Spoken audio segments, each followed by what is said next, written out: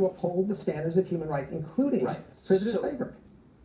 Let me summarize, almost from memory, your summary of President Obama. You said his one main failing was he didn't do enough to make good, to fix the human rights problems that the previous president left him, that he left the door open for the next president because he didn't ameliorate the human rights violations that President Bush left him. It was basically a partisan statement. No, one of the questions I have is, for example, I mean, Obama never prosecuted anybody for torture. He never closed down Guantanamo. I mean, these were major failings on his part. He was not nearly as transparent in his use of drones as we wanted to do. We were highly critical in many respects. Now, I mean, our concern about... You look at you go back and read our 8 years of reports. You'll see plenty of criticism. That's not the issue. I have. I read them every year. Let me ask you one last question. I've always wanted to ask you this. So the Constitution guarantees, and the courts have upheld this, the right of individuals to keep and bear arms.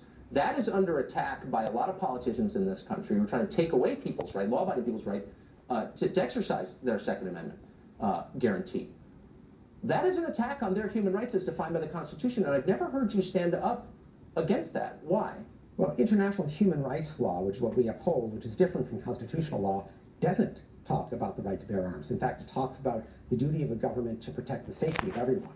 And if you compare, you know, the epidemic of gun violence in this country with many other countries that have much tighter gun control laws and much greater public safety, you can make the opposite argument, Tucker. You can make the argument that the gun advocates are undermining human rights of Americans. I know that you make that argument. The First Amendment, though, is a universal right, the right to express your political views. A week ago tonight, Milo Yiannopoulos was prevented from speaking by a violent mob. They wouldn't let him speak. His right to speak freely was abridged. I didn't see any press release from you guys on that, or the many attacks on the First Amendment we see from the left. Yeah. Why? Because we focus on what governments do, not what individual people do. But obviously the right includes the right of It's a state university. Everybody has a right to speak, even if it's unpopular. I don't differ with I notice you don't. Yeah, okay.